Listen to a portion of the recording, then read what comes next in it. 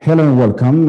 Greetings to you all. You're watching OBN Horn of Africa. This is Future Africa Show. I am Addis Asafa, your host and producer. Today we're going to discuss about the U.S. intervention in Ethiopia and the ongoing situation in Ethiopia as well. I'm joined by Asqual Teferi, Public Relations Officer of Ethiopian American Civic Council, and Joe Miklosi, former Colorado State Legislator and founder of Bridge Consulting. Good to join me. Thank you, sir. Thank you. Pleasure to be here. Great to join you. Let me directly go to Asqual. You are Public Relations Officer of Ethiopian American Civic Council, right? And what does your organization exactly doing these days? And please tell us a bit about yourself and your career as well. Thank you. Thank you so much for having us. I really appreciate the invitation. I am Asqual Teferi. I am an advocate. I've been an advocate with the Ethiopian American Civic Council, one of the oldest advocacy platform in America, and its chairman is Diakon Yosef Teferi, which you all know. We have over 250,000 subscribers. We've worked on multiple advocacy for Ethiopia. Anything Ethiopia, we support. We have over 250,000 signatures on GERD. We have garnered such a support from the African American Caucus, the Black Caucus, including Jesse Jackson on the GERD issue. We continue to support Ethiopia. Recently, Diakon Yosef had a significant interview or question that he gave to Congresswoman Karen Bass that I will be highlighting and discussing. And also the Civic Council is the one that passed HR 128 in 2018. It's a human right violation piece of legislation that are able to pass. So that's significant accomplishment from all of the advocate groups. The Ethiopian American Civic Council has done an excellent job, in my view, and will continue to do so. Excellent. Okay, Joe, can you highlight us about yourself a bit? Absolutely. And first of all, just thank you for allowing me to be on your esteemed program today. My name is Joe Miklosi, and I'm from a small farming town in the state of Michigan. I lived in Washington, D.C. for 10 years, and I've been in the beautiful area of Denver, Colorado for the last 20 years, where there's many Ethiopian Americans. I've had a unique career from helping start a software company to working in politics for people like President Bill Clinton. And I even served for 4 years myself as a Colorado state legislator.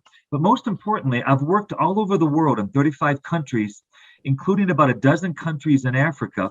And I've been to Ethiopia many times working on international development projects in the healthcare system strengthening sector and the agricultural sector. For example, I used to work with an NGO called Project Cure that donated millions of dollars wholesale value of medical supplies and medical equipment like hospital beds and syringes to hospitals throughout the whole country of Ethiopia, over 100 hospitals in places like Gondor as well as in Addis. And it's a pleasure to be here today. The last 6 years, I've had my own consulting firm called Bridge Consulting, which is a public benefit corporation, because I truly believe we need to bridge and come together despite so many differences that we have around the world. And I've had a pleasure of knowing Deacon Teferi and Asqual for many years, and I'm proud to be their consultant and lobbyist, which I'll explain a little bit further today. Former representative and Colorado State Legislator, right? Can you tell us about that post a bit and what have you been doing with Ethiopian government those days? Sure. So when I served for 4 years in the Colorado State Legislature, I jokingly say it's kind of like trying to ride a tiger. You're dealing with hundreds of issues that impact millions of people, massive billion-dollar budgets, trying to work on things like healthcare reform, renewable energy, improving the quality of local schools. It's the most fascinating job I've ever had, and it really prepared me to be a good consultant and lobbyist on behalf of the Ethiopian American Civic Council. And that's the main issue that Asqual and I want to talk about today. Our main goal is to make sure that members of the United States Congress, the Biden administration, Secretary of State Blinken, and especially members of the Foreign Relations Committees in both the U.S. House and U.S. Senate in Washington, D.C., know the full picture that Dr. Abiy came into office in 2018 and won the Nobel Peace Prize for a reason, had peaceful negotiations with Eritrea, released prisoners, helped restore civic pride and religious freedoms, and for the first time allowed almost all of the 90 ethnic Ethiopian groups to call themselves Ethiopians. We all know that during the 27-year autocratic reign of TPLF, they looted billions of dollars. They suppressed religious freedoms, as well as civil liberties, and jailed journalists. And this conflict in Tigray is complicated. There's been some mistakes, but we need to make sure that the election from June is honored, that future elections are going to make sure that this country is unified and that we solve our problems at the ballot box, not through bullets. All right. Okay, let me go to Asqual. Asqual, TPLF clique and the intervention of the US these days are the two big elephants in Ethiopian kitchen. You know what I mean? The two big elephants in the room, and there are troublemakers. And how do you see this relationship, the US intervention in rescuing TPLF and giving blind eyes to the very legitimate government who is got the premiership recently after a popular vote, which was reported as a landslide election in the world? Why the world media and the Biden administration, people in the White House, preferred the evildoer TPLF than the legitimate Prime Minister Abiy and the general public of Ethiopia? Okay, thank you. Yes, that is the question that we're all trying to ask, and that's basically the reason why we partner up with lobbyists like Joe. He had explained our work, our targeting work to in order to change the hearts and the minds of the Congress people that are against Ethiopia. As you know, I was a board member of Marsh Creek Democratic Club. I was one of the people that helped elect Biden, and I was also one of the people that actively participated in the process to move the majority from Republicans to Democrats by working really hard in Georgia to elect the two senators that flipped the Senate to Democrats. Now we've gotten them in the office, they turn their preference away from us. And it is really puzzling. And in fact, Diakon Yosef Teferi had a hearing with Karen Bass along with other advocates this last month. And 4 questions he asked her. Basically, Karen Bass, along with Chris Smith, sponsored House Resolution, HR 128. That resolution documented gross human right violation by TPLF, and it also was sponsored by 120 members of Congress. On April 10, 2018, HR 128 unanimously passed the House and became consequential resolution and ending 27 years of TPLF rule in Ethiopia. Now, the same TPLF group is receiving wide range of support from the same members of Congress by treating it as if the same criminal group somehow evolved into noble rebel. And Diakon Yosef was very successful in coining that phrase, noble rebel. So it really is a puzzle. So we asked her very decisive questions. He didn't really present, but he asked her questions. He said, does the U.S. intelligence, was the U.S. intelligence aware of a preemptive attack by TPLF on the Northern Command on Ertara? The third question is the U.S., is the United States intimidated about the geopolitical alignment of Ethiopia and the Horn of Africa? As you know, Ethiopia is a very significant place for political and economic stability of the Horn, including Middle East and the rest of Africa. Now we see China and Russia are moving in to support Ethiopia and the Horn of Africa. So if you look at the domestic policies of Joe Biden, he's always looking to deter China. So is this a global fight for control, hegemony, and Horn of Africa? And then he also asked her if the Congress is willing to denounce child soldiers by TPLF. There's a deafening silence in the American journalism about the gross violation of human rights with TPLF, the killings, the terrorism act, and including, more significantly, the use of child soldiers. So they're still silent about that. And then the last question was, the elephant in the room, as you say, Dagon Yosef asked Karen Bass, Congresswoman Karen Bass, a democratically elected Prime Minister, Abiy Ahmed, for the first time, truly democratically elected. Is he the problem?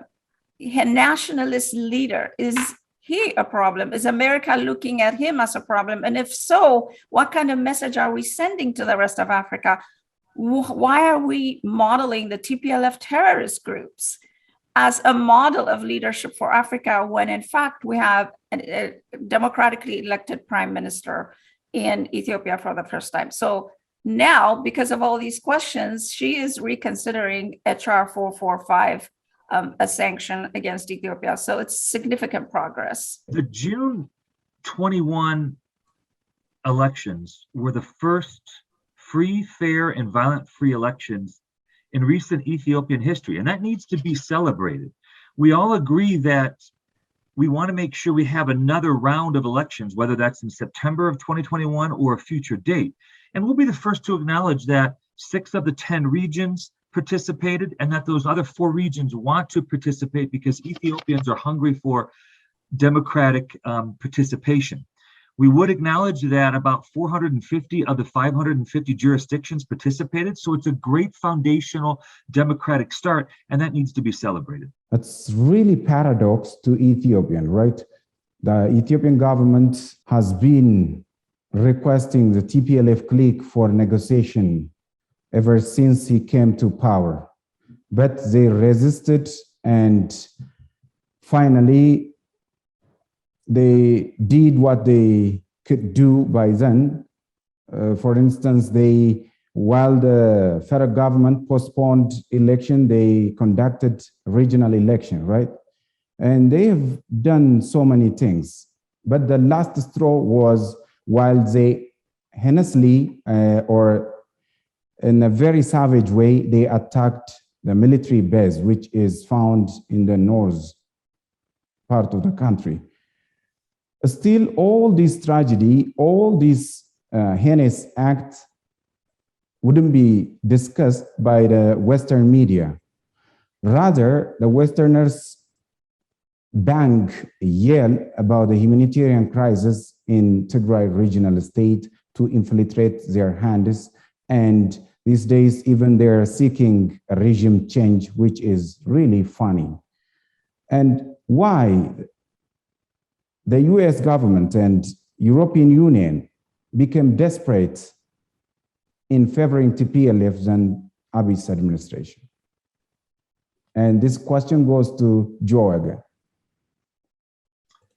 Sure. I think it's obvious that the TPLF is frustrated that their 27-year reign of power ended. And they gave, in my opinion, Dr. Abiy 1 year to try to manipulate him, and they could not. So around 2019, they started to plan very aggressive measures, which culminated in the November 3rd, November 4th, 2020 attack on the Northern Command Center that killed many soldiers. This has been a well-documented activity that really hasn't gotten a lot of attention in the Western media. But you have to realize that during the 27-year reign of TPLF, they established a lot of stakeholders, a lot of contacts, a lot of allies in Washington, D.C., both in and out of power, and it takes time to wean those powerful relationships away so that Dr. Abiy can truly try to institute the reforms he's talked about. Okay, again, Yeah. Asqual, Why Yeah, let me forward another question for you as well. Why the Westerners, especially the European Union and the US, frustrated to see Abiy's move and bringing solidarity in the Horn region and introducing homegrown economy and like resisting the Western intervention and launching big mega projects, initiatives like coining and launching again projects called Sugar Project and Auto Park. All those fancy things have been gained in this very few years, in 3 years' time. But the TPLF, during the 27 years, they have been doing all the contrabands and maladministration, and Ethiopia was in trouble during their regime. And still, they try to downgrade or disgrace Abiy's administration. Does this sound really? Yes, that's exactly right. And this is the same puzzling aspect of it. But I do remember I was doing my master's in international relations when the war against Iraq was proclaimed by the United States government. And if you recall, the war against Iraq was based on false pretense. There was no mass destruction of, there was nothing there that accumulated that would be a threat to the US or the West, but they somehow managed to dismantle Iraq. To date, Iraq is the way it is because of the war initiated by the United States and the Western allies based on false pretense and false information. Now, from what I see, I agree with Joe. I mean, the TPLF has accumulated a huge amount of wealth. If you think about, even Forbes acknowledged that $30 billion was stolen by them. Now that $30 billion could have, multiplied to a significant amount of investment in lobbying firms, PR firms, marketing firms. If you see from the beginning, they must have genius marketers in there because they're using very, sensitive words such as genocide, atrocities, ethnic cleansing, rape. When you use such inflammatory words, a lot of times nobody wants to touch it. And then the other thing that they have done in their marketing and their dollars is that they've convinced the public, including the US media, that they are a minority group that's dominated by the government. So the messaging by them, to a certain extent, they became very successful in that. But that's where the $30 billion buys a country, and they have used their money to wage a war against the legitimately elected government of Ethiopia. And it's very sad. So we need a lot of work in lobbying, PR, marketing, and diplomacy. I think Abiy Ahmed, Prime Minister Abiy Ahmed has won the Nobel Peace Prize. That's a significant achievement. And that created his brand that way. So that brand could be used to go around the world and say, hey, the TPLF is a terrorist group and here's what they've done. So in terms of their lobbying strategy, the TPLF has been very successful because of the accumulation of wealth. But I agree with you. The United States knows that TPLF was corrupt. Why? Because they passed the legislation, HR 128 in 2018, admitting that TPLF has violated human rights. In fact, that shook TPLF to its core. They know the TPLF preemptively attacked the Northern Command. Why? Because they're watching it in their satellite. So they know all these things existed. But somehow, because of the strong lobbying and the strong investment that TPLF has done, and the coined the phrases of atrocities, minorities, rape, ethnic cleansing, they bought into it. And this is exactly what we're trying to reverse. And we have a couple of strategically aligned work we're doing with the Ethiopian American Civic Council and with Joe's group in order to somehow curtail that. The only thing I would add, which is the last part of your question, sir, is that I think the Biden administration and some members of the European Union were concerned when Eritrean troops entered into Tigray, because then they thought it could delve or increase into a regional conflict. And I think that's where some of the concern originated from. Okay, let me add another question for you, Joe. Sure. The US these days is banging as if mass human right violation is occurring in the northern part of the country, which is Tigray province. And they are yelling about human rights crisis, you see, about humanitarian crisis. They ask Ethiopian government to just give help for those needy and vulnerable individuals out there. But during their regime, they have been burying people alive in jail Ogaden. You might know this tragedy. They have never said any word during those 27 years. But out of the blue, the US came and become very desperate to help Tigrayan people out there. Does this sound to you? Sir, it's really important to start with a couple of fundamental values. We want to make sure there's no human atrocities. We want to make sure there's humanitarian access, and we want to make sure there's a unified Ethiopia. We all can point to the list of atrocities during the 27-year autocratic reign of TPLF. And yes, we can talk about the mistakes that occurred during the conflict before June 21st, when Dr. Abiy instituted a unilateral ceasefire. But we have to now move on and figure out, how do we first, number one, force TPLF to do a ceasefire as well, and not take over Amhara territories. Number two, we want to make sure these atrocities end, because the list of atrocities by TPLF is long and it's well documented.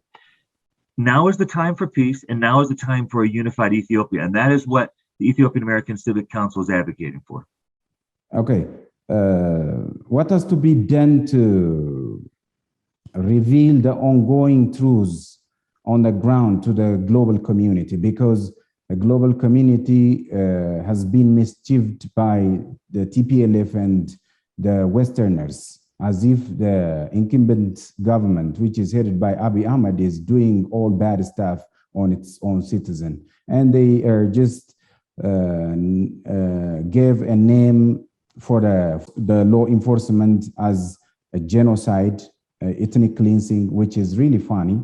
What are you guys doing in revealing the truths on the ground to the global community? One of the things that we've done, Ethiopian American Civic Council, with Diakon Yosef Teferi, has hired on Joe as a lobbying firm. In fact, we were the first ones to ever really acquire the lobbying firm in order to do just that, in order to change public opinion, in order to convince the Congress and the media alike, so that they could look at the truth. The other things we're doing are the Ethiopian American Civic Council. We have high-level strategy. We're first conducting a comprehensive assessment of registered voters. We have a 3-state strategy. We're looking at Georgia, the state of Georgia, Nevada, and some parts of Virginia as well for 2022 election. We're going to try to leverage the community voting block and organize people so Ethiopian Americans can go out and vote their interest. We want to show the numbers of Ethiopians are significantly larger here in America, and it will have a decisive factor as to who gets into office. So we're trying to recruit people that will, protect our interest as Ethiopian Americans. We're strategically organizing that. We're identifying key individuals within the states to form a strategy, reach registered voters and bring in new voters. Those that are, from 17 years old going to 18 can vote. We are recruiting volunteers across the United States to join our efforts. And so regardless of location, we are trying to get as many voters on our side so we can actually show the strength in numbers and be able to flip the Senate for 2022. And then Joe can talk about other significant strategy that we're developing with the council. Yeah, absolutely, Asqual. What we want to do is let the voice of our hundreds of thousands of Ethiopian Americans be heard. So every day we're talking to members of Congress, State Department officials, USAID, to let them know that this is the full picture. And specifically, we're collecting video evidence with some of our contacts in the Tigray region so that the full, complete 360 picture can be communicated to Western media. To add to that too, the thing that the Ethiopian American Civic Council is doing is created the first and the most significant Twitter campaign. The Twitter campaign under the Civic Council is called Unity for Ethiopia. So the hashtag Unity for Ethiopia has been trending. We were successful in literally bringing down TPLF Twitter warriors. This is, I believe, our 33rd or 34th campaign. The last campaign on TPLF child soldiers hit over 90,000, and it trended over and above any other group. So we're actually really doing a remarkable work under Unity for Ethiopia and tweeting and changing the narrative out there. And we have about 5 minutes, so we can wrap it up. We can just give you, hello? Hello? Now I can hear you. Yeah. So we have about 5 minutes and we can wrap it up for you. Okay, that's good. So just, you Shall can I ask go? us. Let me do the question again. Yeah. Yeah.